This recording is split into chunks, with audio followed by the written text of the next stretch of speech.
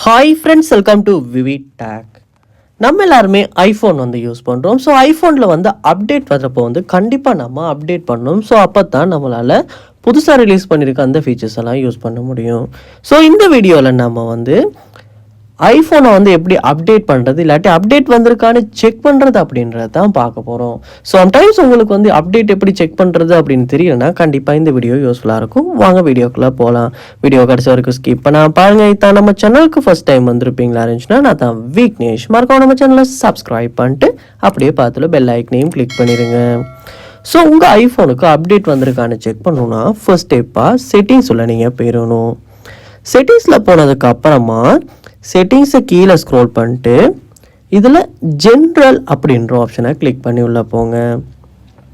போனோன்னு இங்கே நீங்கள் பார்க்கலாம் சாஃப்ட்வேர் அப்டேட் அப்படின்ற ஒரு ஆப்ஷன் கொடுத்துருப்பாங்க. அந்த ஆப்ஷனை கிளிக் பண்ணுங்கள்.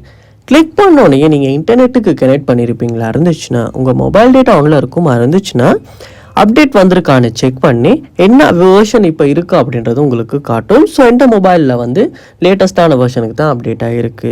ஸோ உங்கள் ஃபோனில் இப்படி செக் பண்ணும்போது அப்டேட் வந்திருந்த இடத்துல காட்டும். ஸோ உங்களால் அப்டேட் பண்ணிக்க முடியும்.